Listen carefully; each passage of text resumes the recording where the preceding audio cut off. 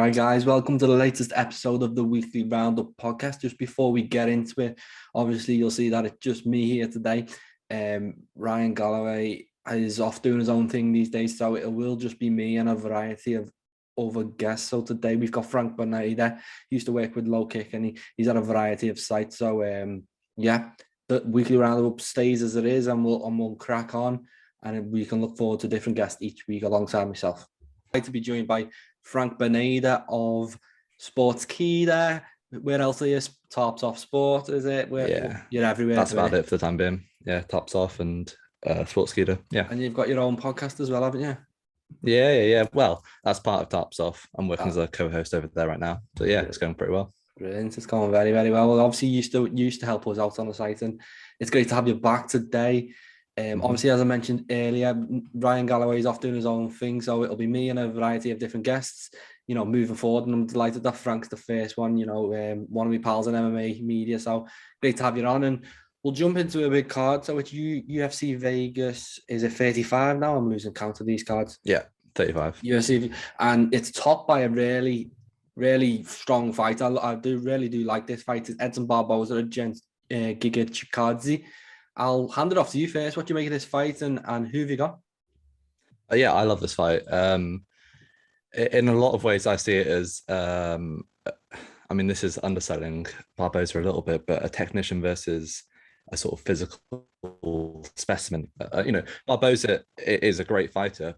But I think when you look at Chikadze's skill set, that kickboxing record back at Glory, he's such a technician. Everyone saw the Giga Kick versus Cub Swanson, which was just brutal. Whereas you've got Barboza, who now down at 145 just looks like an absolute monster. He's got those skills, the flashy spinning wheel kicks, and what is he, the first fighter to get KO by leg kick, body kick, and head kick? He's a monster. It's an interesting fight. I think I've been leaning towards Giga Chikadze all week, just because I'm just such a big fan of him. I've got like a similar sort of background to him, so I've always enjoyed watching him in terms of his fighting style. But the more I'm thinking about it, he is somewhat of a sniper. He likes to fight from range, and then in that way, I see two sort of disadvantages for him in this fight. Firstly, you're in the small octagon, so there is less range. I know he's got used to fighting in the small octagon lately, but it could be an aspect to it. And then there's also the fact that typically when Barboza struggled, it's against people who have pressured him. And fighting like a sniper, especially in a small cage, might not be the best route to victory in this fight. I don't know. Who have you got? I do lean towards Edson Barboza. Number one, well, I'll just go on Chikadze first, is I'm not fully on the hype train. I hear the hype, I see how good he is.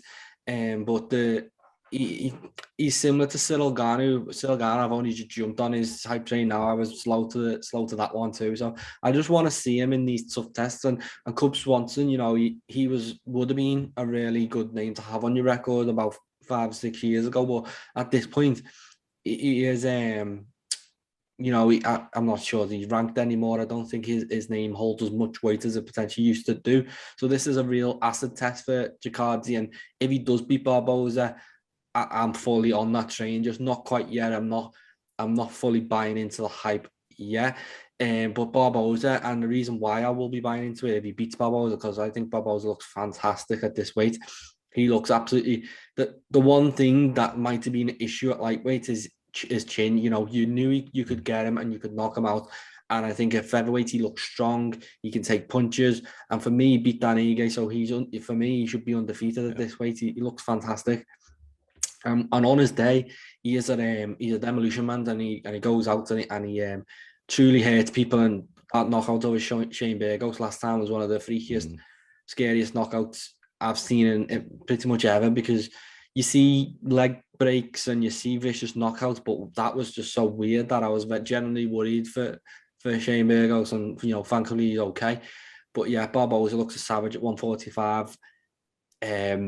And as you say, it's going to be a kickboxing match, and I think it's going to be nip and tuck. But the fact it's a 5-round fight also could come into play. Chikadze, how does he do it? How does Barboza do with that? Especially after a weight cut. So For me, it's a 50-50 fight, but I struggle to look past Barboza. I think he's an absolute beast at 145. Yeah, 100%. I think it was Paddy Pimblett said the other day, I might be wrong on that, but saying, back in the day when Conor McGregor was fighting down at 145, he's killing himself to get down there. But when he was at that weight class, he had that power advantage, he had that size advantage. Whereas back then, maybe fighters like Jose Aldo and Edson Barboza, they were maybe fighting at a weight class that was just more comfortable for them. And maybe they're probably still cutting a lot of weight, but not the most they could. So they're fighting at an easier weight class. Maybe it makes training camps easier and whatnot. But now they're cutting down to 135 for Aldo and 145 for Barboza, and they're just becoming absolute physical specimens, not to mention the fact that they are also veterans at this point. So they have that skill set. They know the little ins and outs that can give them an advantage against the newer blood like Chikadze. And to your point about the win over Cub Swanson, I mean, I think even if the fight had gone past that first round, it could have been so much more beneficial for Chikadze in the long run, because Swanson's not what he is. And I think maybe he was ranked like at the bottom end of the top 15 when that fight first happened. And that's why Giga is now ranked. But if he'd have had a chance to go maybe a full 3 rounds or like 2.5 rounds with someone, with the sort of veteran savvy that Cub Swanson brings, that could have been really useful for Chikadze in the long run, because he's seen those little tricks that a fighter like Swanson, because he's got a ridiculous amount of fights on his record at this point. He would have to go through them and overcome them on the fly as well. But instead, he got that first round knockout, and that's forever going to be on his highlight reel. But there might still be some new things for him to find out in the octagon. Yeah, well, I actually disagree with you like there, just because I like Chikadze, but the thing about him, his first 4 fights they weren't exactly awe-inspiring. 2 split decisions wins, then 2 more decision wins. So I like the fact that he started to knock people out. It shows me that he's finding his feet in the UFC, and he's growing as a fighter. Cub Swanson is undoubtedly the best name on his record and probably the best fighter at the time he fought him as well. So I'm not dissing that win. It's just obviously the high regard a lot of people hold Chikadze in. I'm quite not on board yet, and it is it's but this is the one. If you beat Edson Barboza, you've cracked it. I think one more fight and you're getting a title shot. I think Barboza is also on the cusp of it. So this is a really big fight for the featherweight division, and it's huge. And we've got an interview with Volkanovski coming up in the next few days, so it'll be interesting to see his thoughts on this. And if down the line one of these guys are probably going to face him or Holloway or Ortega. So there's lots going on at featherweight, and I'm sure we can speak about it all day, but we'll move on. And before that, we've got a couple of tough fights. Tough 29, is it now? It's been going on forever. It's been hugely successful, maybe not as popular as it used to be, but we've got Brian Battle against Gilbert Urbina. What do you think of this one?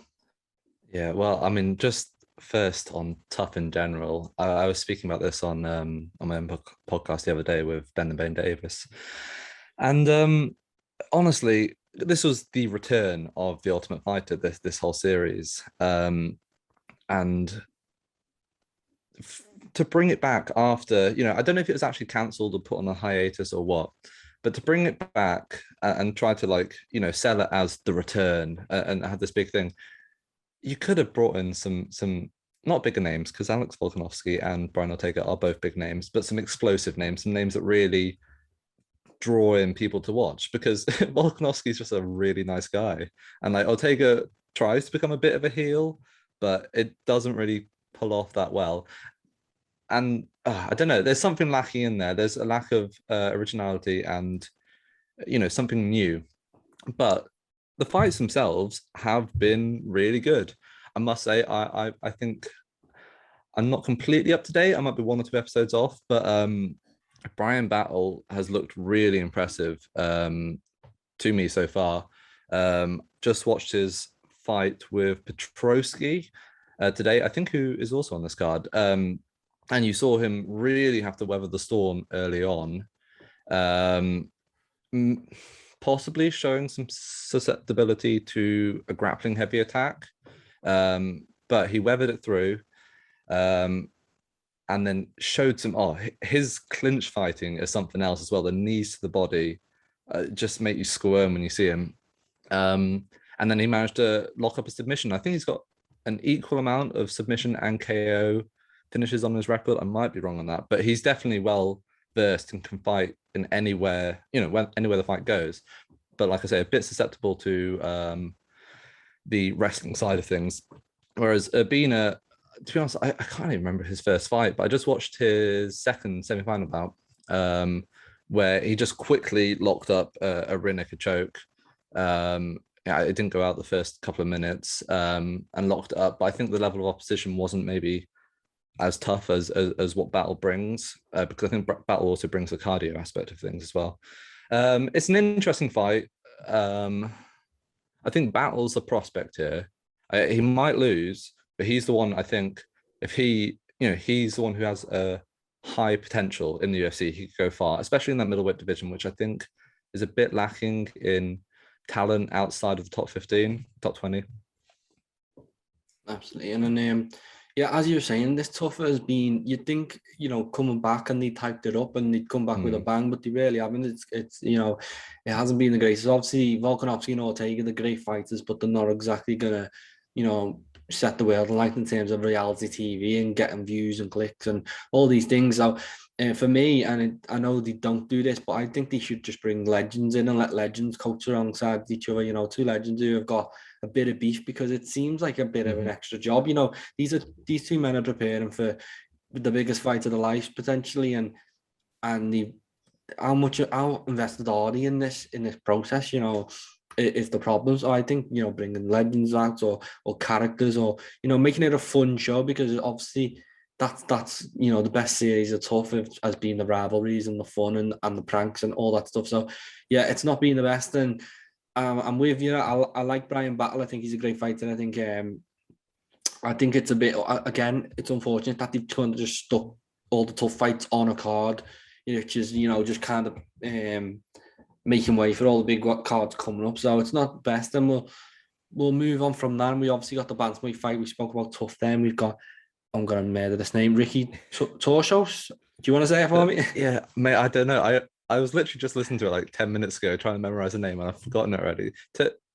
To Ricky, we'll call him Ricky, Tricky Ricky. And his opponent's not got an easier name either. Heistand, Ricky, yeah. Brady Heistand. Anyway, Tricky Ricky is again, I think similar to the Battle versus Urbina fight. Ricky is the one who is the prospect here. I mean, Heistand, if I'm probably murdering that name as well, but he's good. He's a strong wrestler, but he really showed a susceptibility to being pieced up on the feet, basically. His first fight against Josh Runninghouse, I think the name was, the second round, he was just getting clipped left, right, and center, like looping uppercuts, slipping in and just catching him. But when the wrestling exchange has begun, he looks really, really good. And that's why this fight is so interesting, because Ricky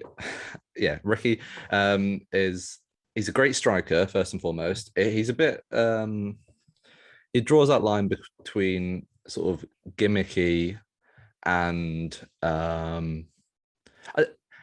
bit Israel Adesanya-esque. He has the gimmicks, he does some stupid stuff in there, but he is a lethal striker at the same time. But he's also great, not maybe as a wrestler, but great in scrambles, like a bit like Brandon Royval in that regard. He embraces the scramble. He's great off his back, and he's just constantly moving. Great gas tank as well. So yeah, it's an interesting fight, to be honest. A more interesting one for me than the middleweight final as well. Yeah, and before that, obviously, we've got the return of Kevin Lee against Daniel Rodriguez, late notice replacement. He was meant to fight, who was it? Sean Brady, and Brady's a bit of a savage, I think he's like 13, 14, so it's a shame that one falling out, but I think this is probably the better move for Kevin Lee. I don't think he's done his best work at welterweight, And I think this is an easier fight. You know, I like Daniel Rodriguez. He's a tough guy, but there is levels to this game. Kevin Lee, on his day, has got, you know, world championship potential. I truly believe that on his day, he is brilliant. And we've seen it. You know, he went in, he started Gregor Gillespie, and Gillespie looked fantastic on his last fight. He's got a submission win over Chiesa. He give it to Tony for as long as that fight's on. He give it to Oliveira. You know, he's always in the fight, and even when it doesn't go his way. But the question mark is he's coming off 2 ACL surgeries. For me, it's probably only been close to a year since he's been out, but that's still a quick recovery time for the type of injuries he had. So that is the question mark. How good does he look? How are them injuries holding up? And Daniel Rodriguez, you know, whatever I've said there, he's going to put it on Kevin Lee. He's going to try his best 3 rounds. And if Kevin Lee is not at the top of his game, he will lose. But I expect him to look good. I expect him to really look good against Daniel Rodriguez and maybe get a finish. Yeah, I completely agree about the sort of small amount of recovery time since that ACL tear after the Oliveira fight, I think, which happened just at the start of the pandemic. Because I remember in the post-fight interview after that, he was saying he might take a few years out of the game just to like reinvent himself. But you know, a year later, he's back. And one thing I can say is he looks super motivated. In all the interviews I've been covering lately with him, he looks in there, you know, and he's already talking about Kamaru Usman as a potential opponent in a fight that really excites him. He's also mentioned like the Diaz brothers and Colby and Masvidal, but you know, he's already looking at people like Usman, and there's no sort of hint of trepidation or anything like that. He wants that fight. He wants that challenge. But of course, I mean, his last fight at welterweight was against RDA, I believe, lost by triangle submission, arm triangle. And he's not the tallest. He was always big, wasn't he? But it will be interesting because Daniel Rodriguez is a big welterweight. And like you say, he is going to come in, put the pressure. I think he's got the second highest strike count in a 3-round fight behind Sean O'Malley with that Chris Matinho fight. You know, he's on a 2-fight win streak as well. Mike Perry and I can't remember the other. Yeah, and he's got great hands, great boxing. So it's an interesting one. To be honest, I wouldn't have fancied Lee's chances against Sean Brady if that fight had come about, because I'm really high on Sean Brady right now.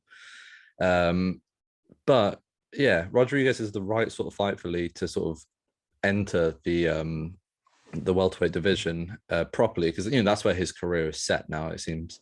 And yeah, to be honest, I find it hard to make a prediction just because it is a big step up from 155 to 170. Rodriguez has been competing regularly and he's got great hands, like I said. But I think Lee is probably the more skilled fighter, like well-rounded. So I lean towards him, but I think, like you say, if he isn't on the top of his game, he might well struggle. Yeah, and I'm definitely backing Lee. I think he is just a better fighter all round. I personally don't like him at welterweight. I think he should be at 155. I know he's a bulky dude, but he's pretty small.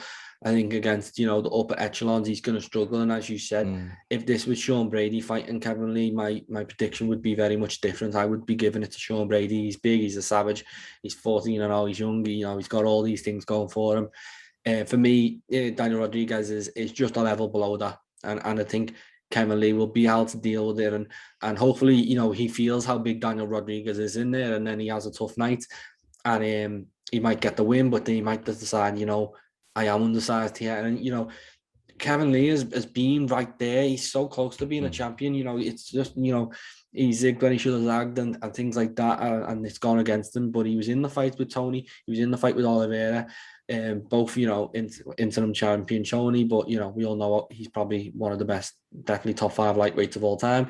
Charles Oliveira is the champion right now, so Kevin Lee can mix it with these guys. I do not think he can mix it with, you know, the Kamaru Usmans, the Gilbert Burns. I think he'd struggle with Leon Edwards and these type of fighters. I think they are big. They are, and you know, Kamaru Usman gets every bit of that 170. You know, he probably weighs 170 for about, you know, 15 minutes each year, and that's it. And you know, and then he's back up to 185 or whatever he is. He's a huge man.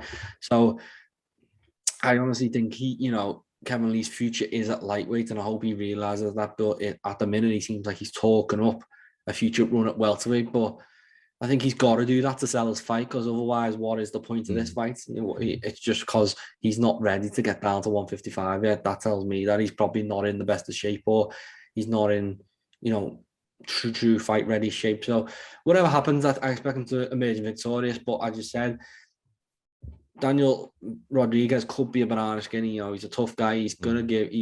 We all know what's gonna turn up from him. It's what Kevin Lee shows up, and I'm thinking and hoping, and I expect at least a good enough version of Kevin Lee to beat Daniel Rodriguez.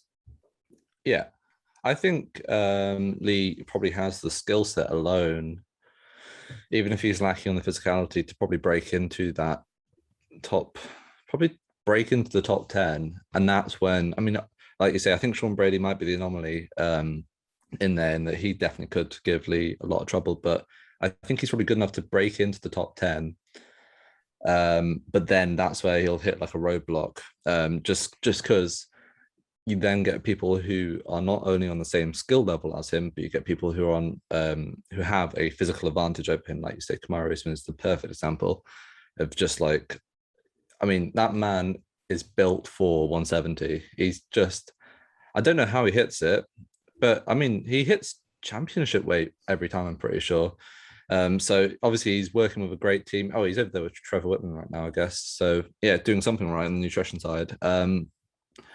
So yeah, I don't know, but he does seem so set on not returning to lightweight. He has said, I believe, he'd come back down for a rematch with Oliveira, but I can't see how that would come about, really. I mean, talking about Oliveira and Dustin Poirier, and the top of that is a completely another story. But yeah, I honestly, I don't know what he's going to do, because he does speak about, I think on the MMA Hour with Helwani recently, he said how he literally felt close to death making weight for 155 against Ferguson. Obviously had staff as well, which didn't help. But I don't know. He's the one who's always called out for that 160 division, isn't it? But who knows about the future for Kevin Lee? Yeah, I think there is a lot of lightweights, welterweights, middleweights who are they're on a tricky position where they're probably they're not big enough for the weight class above, but they're too big for the 155. So I think we're seeing that with Kelvin Gastelum. He probably is too big for 170, but he can't mix it with he can mix it, but he's not going to be a champion at middleweight. And I genuinely think he's a champion at a lower weight. And Kevin Lee struggled with that weight, so maybe he is set on welterweight. But I think sometimes a few losses, or once he realizes how tough it is at welterweight, he might go back down and he might do a Rafael dos Anjos and jump back down, because Rafael dos Anjos looked better than ever. Just because you had a dodgy weight cut or you struggled for a while doesn't mean you can't get it back on track and make that weight. So we'll move on, because we've been speaking about that one for a while, and we'll skip over the next one, because we've spoken about tough, but a good fight opening up the main card between Mahmoud Muradov and Gerald Meerschaert. Good fight. I like Muradov. I think I'm expecting him to be a big favourite in this. He's looked like a savage. 31 years old. I think he's from, whereabouts is he? Kazakhstan or Uzbekistan, I think. Uzbekistan. Just all savages, aren't they, from that side of the world? Who was it on the last card? Uzbekistan fighter, and he looks sensational. Oh yeah. I can't remember. He's fought Trevin Jones, no? Yeah, Trevin Jones. It was. Where am I looking at? Yeah. I'm at Kakmaradov. It was, and he was coming in on a few days' notice. But when I was speaking about the fight with people, I was saying I'm not picking against him, because have you seen his record? Have you seen his name? Have you seen where he's from? You do not back against them type of fighters, and Muradov's probably another one of them who. Definitely against Gerald Meerschaert. I see him winning this. I see him winning it pretty easily. We also saw what happened against Chimaev. Chimaev went in and chinned him pretty much. So he got back in the win column last time out against Fabinski, which is a good win performance of the night. He moves on, but this is just another tough test. And he seems to throw up to all these monsters, and he takes them, and he's such a savage. But I think Muradov is the man, and people will get excited off what he's about to do. 100%. I swear Muradov already fought Mearshot, but it turns out it was just Andrew Sanchez. The two men look very similar. Yeah, another aspect to Muradov is the fact that he signed to Mayweather's management team. I think he's the only MMA fighter signed over there, and he trains with him occasionally, and that's just like an added facet to his brand, I suppose. And he's getting spectacular finishes and performances. Like I said, the last fight against Sanchez, he looked really good. So yeah, to be honest, I completely agree. Mearshot might offer some sort of veteran savvy, I suppose, to it. He's very tricky with his submission. So I suppose if he could get his hands on him, there's some sort of maybe new looks he could offer Muradov. Muradov is, he does love striking more than anything. But yeah, to be honest, I completely agree with you. I imagine Muradov is a massive favorite on the bookies, and he is on my card as well. Yeah, I think gets a finish. Next time we see him on the main card slot, maybe talking about a ranked fighter soon. Yeah, I think this is really good, platform him, open up the main card against the opponents. I think it is a favourable opponent.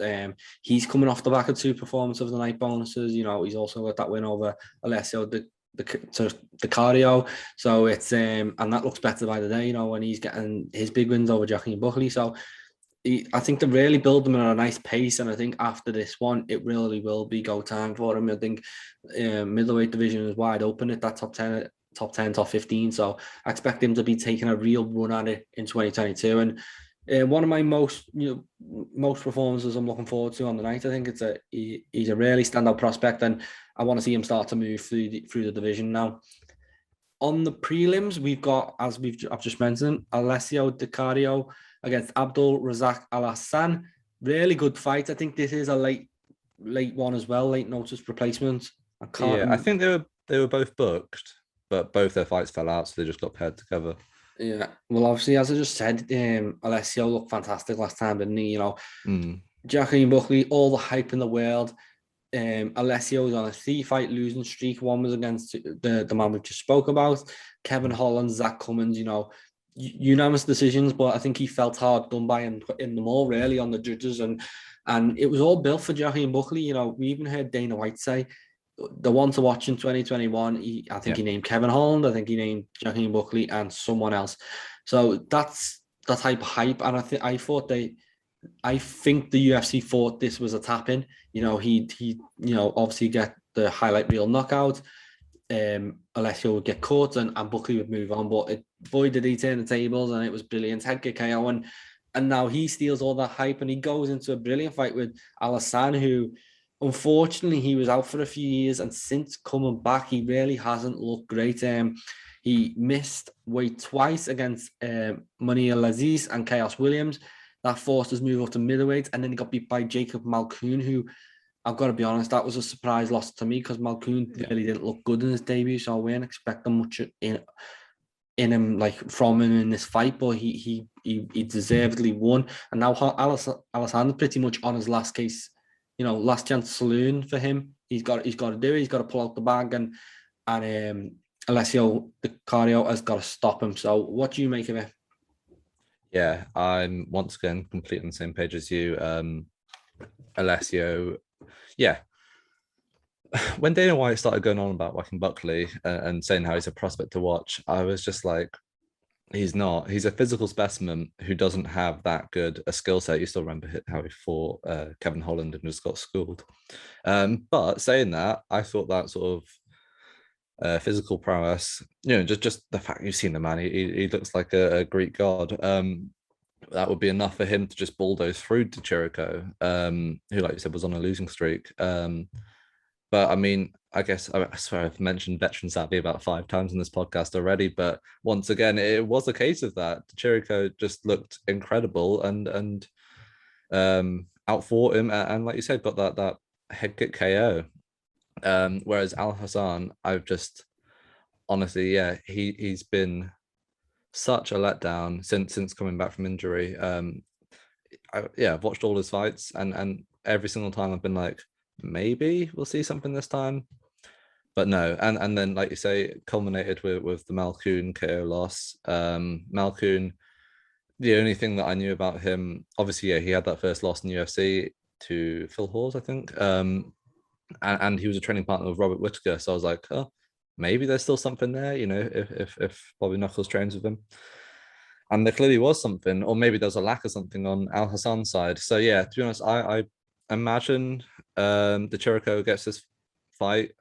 Maybe Al Hassan, because surely he's still got that power that made his name in the UFC initially. Maybe the injuries have taken that away from him a bit, but I'd say maybe give him like a puncher's chance. Whereas like I feel like the longer the fight goes on, Chirico is gonna get more comfortable, start to play his game, and who knows, maybe get another highlight finish. Yeah, it's really hard to look past Chirico in this one, just because not only has he got coming off a really good win, his opponent's looking terrible. Like he is looking terrible lately. He's not himself, Alessandro. I think he'd admit that. He's also never been KO'd, so there's a lot. It does. Alessandro, you know, his best KO was come at welterweight against Nico Price. That was a brilliant KO. And Nico Price, we've seen how tough he was in his last fight against Pereira to take all the damage and come back. And you know, if that fight was 5 rounds, he would have won. So, for me, Alessandro's best days are behind him. And it's sad to say, and obviously the court. I think he was out with the court case. It wasn't even an injury-induced one. I think he just had some personal issues going on.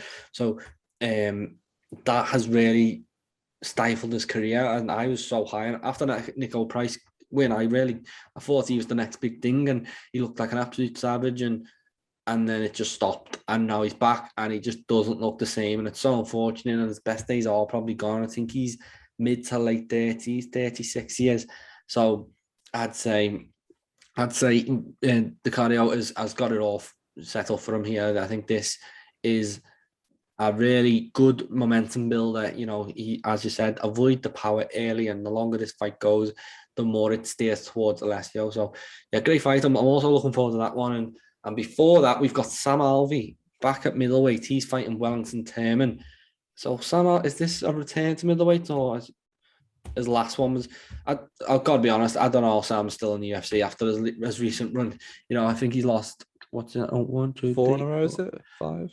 It's six without a win. He got a draw. He got a draw against Jung. And he had a great. He's always in fun fights, and he has been up against a few really good fighters too. But I never liked him at light heavyweight, and I was glad to see him come to middleweight last time. But then he lost to Julian Marquez, and somehow he's still. This is last chance to learn. It's now or never for Sam Alvey. I know he's getting old, and what's he got left in the tank? And Wellington Turman is a young up-and-comer who has struggled so far in the UFC. I think it's safe to say, you know, he's 1-3. So I think it's a loser gets cut in this one. No doubts in my mind. If Turman loses another one to Sam Alvey, who's on this type of streak, I don't know how you can justify him as being UFC level. And Sam Alvey, you know, he's getting old. He's on. I'm surprised he's not already cut, but one more will do the job, I'm sure. So really high stakes stuff, and I really don't know who to back. I honestly don't. I would tend to lean towards the younger guy. I do like 25 and you're in the UFC and your record 16-5. It's not a bad spot to be in. It's you know, it is sink or swim time, and I'm gonna back the youngster. I think Wellington will get it done. And if he can get a stoppage and a bonus, and he can get all that momentum back, and he can go on and be a potential contender. But for me, Sam Alvey could also pull something off. So yeah, really fun fight. Yeah, I mean, yeah, I don't know how Alfie hasn't been cut. Well, actually, to be honest, I do know. It's because he's a huge advocate of like leaving the UFC pay scheme how it is, and just blatantly backs them all across social media. He's tries to be the biggest poster boy for the UFC, but unfortunately can't get any wins, so it doesn't really look so good. But yeah, I mean, it's got to be a case. Even if Alvey wins, will the UFC keep him around? It's got to be a case of just letting him run out his contract now, surely, because he's not fighting for a ranking ever again in his life. I can't imagine. And yes, he is sometimes in fun fights, but they're mostly in his past. The one every time I think of Alvi, I just think of that fight with Ryan Spann, which is just like one of the most hard 15 minutes to watch of any UFC fight I've seen in my life. But I mean, yeah, he can crack, I suppose. But I still remember when Wellington Turman first signed for the UFC, and there was quite a lot of hype around him. And unfortunately, he hasn't lived up to that so far. But I mean, if there's a fighter to sort of make your mark and announce yourself to the rest of the division, it's got to be against someone like Sam Alvey, who, even though he's not on a great run of form, he's a name. Get a highlight, he's been knocked out in his last fight. If you get a highlight finish over him, that'll look great in your promotional packages in the future. The only way I can back it has got to be Turman, to be honest. I just he's younger. I was going to say he's more durable, but he has shown a bit of a weak chin lately. But yeah, no, I'm going to back Turman. Just think that Albie is too far gone, too long in the tooth now, really. To still be competing at the top of the sport. Yeah, go fight in LFA or somewhere like that. Or Bellator. Bellator is the perfect place for a fight like Sam Alvey. I'm sure he'd have a great time, and they've put some interesting matchups together. But yeah, I'm back in Turman.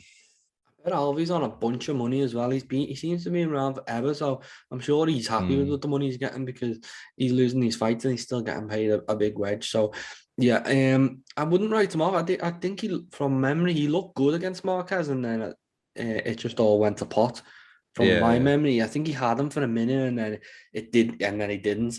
I am going Wellington Tim, and I just think 25 years old, in the UFC, he does have a good win over Perez. I think he got the win over. So, yeah, I don't like to write people like that off. And I think picking Alvi, who is older, especially for a fighter, hasn't won in so many fights, to back him in this situation would be saying Wellington Turman isn't worth watching or paying attention to. And I don't think that's the case. I do think he's got something to offer, and at 25 years old, hopefully we see the best of him against Alvi, and then he can kick on. So the last fight I want to speak about, and I don't know why it's on this card, because we've got UFC London in Vegas card coming up. We've got Darren Stewart against Dustin Jacoby, which is a brilliant fight. Me and Ryan have this discussion every week, or used to anyway, and it would be the way they put these cards on, and the lineup of the fights and the position. I know this week it's different just because it's a tough, but to see this fight so far down the card is very strange. And I'd say that for the last three fights we've talked about, I'd expect them to be, pretty much on the main card. Really big names, big fighters, and yeah, looking forward to them. But yeah, definitely this one. Again, another man I don't really like at light heavyweight is Darren Stewart. I was, very disappointed in that last fight against Eric Anders. I actually picked it on this podcast as the fight of the night, and it was one of the worst fights you'll ever see. So, and he just doesn't look the same since that Kevin Holland lost. I spoke to him on a UFC media call, and he just seemed down in the dumps. He really just seemed like so frustrated that in his mind he beat Kevin Holland, and he should have been getting all these, the rewards of picking up such a good win, and he hasn't picked himself up to get back on the horse and go again. I don't like him at light heavyweights. I think he looked awful last fight, but he got it in him. I think Dustin Jacoby will drag it out to him, because he's a savage, and he might drag a good fight out of him. And he's looked really good. He's looked really good since coming back to the UFC. So you've got to go for him. He's looked good at light heavyweight. He's beat a few good fighters. He drew last time with Kutalaba. So I edged Jacoby, but obviously I'm an Englishman. I'm backing Darren Stewart all the way. I don't particularly like this fight for him, especially at light heavyweight. But yeah, hopefully that gets it done. What do you make? Yeah, once again, I'm pretty much of a completely similar mindset to you. Just to go back to what you started saying in terms of like fighter placement on the cards as of late, I completely agree in that it's just been absolutely bizarre. Last week you saw the main card opening with Brandon Royval versus Alejandro Pantoja, How is that not a co-main event at very least? Like, I mean, that could arguably be a main event. It's a top 5 fight. And once again, Kevin Lee could easily co-main this week's event, and it wouldn't be any knock on Brian Battle and Gilbert Urbina to be pushed down a slot. Yeah, and once again with Stewart versus Jacoby. But yeah, I think the reason for this card being on this event and not the London card that is in Vegas is once again, I think Darren Stewart stepped in on, not on super short notice, but I think he did step in because Jacoby had a fight opponent fall out. So that's the reason why he's on this one. But yeah, I'm a huge fan of Jacoby, to be honest. He's another of those guys who used to compete over at Glory. I think I interviewed him when I was still working with you guys over at LowKick, and just his confidence in his kickboxing prowess is just like, well, I mean, at the time, I think he was only one fight into his sort of return. So I was a bit like, oh, we'll see. And since he's come back, he's shown how comfortable he is in the striking exchanges. Fighting it, just, I don't know, the way he moves and the sort of arsenal of strikes that he utilizes, I would more usually attribute to someone of a lower weight class, like a featherweight or a lightweight.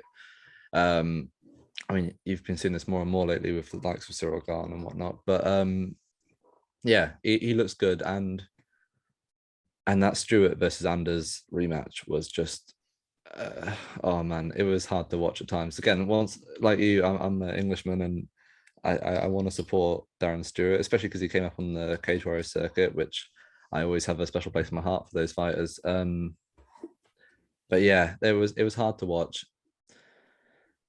Well, he's probably got the wrestling advantage, I think would be fair to say. But he probably will be undersized, and I don't know, maybe the small cage might benefit him in that regard somewhat. But Jacoby's striking, even though he's not necessarily a knockout artist, is so good. And if you don't close that distance, get in with him and really like pressure him against the cage, he will leg kick you to shit and piece you up from distance. So yeah, I think if I was betting on it, I'd put my money on Jacoby. But yeah, like you, I'm backing Stewart to get the upset win. Yeah, as I said, I'm a big fan of Stewart. I think on his day, he's he is a savage. But I don't think his day is at light heavyweight ever. I think he's a middleweight, and that's where I prefer to see him compete. And we will wrap it up now. It's there's a few other fights on the card, but I think we spoke about everything enough. I just want to say thanks for joining me. This is the New Look Weekly Roundup podcast with LowKick MMA. Thanks, Frank. I'm sure he'll be back for another one soon. And yeah, look forward to next week, and we'll get someone else on. Thanks, guys. Thanks, Frank. Make sure to subscribe to the LowKick MMA YouTube channel for all the latest news, event previews, and interviews with some of the biggest stars in MMA.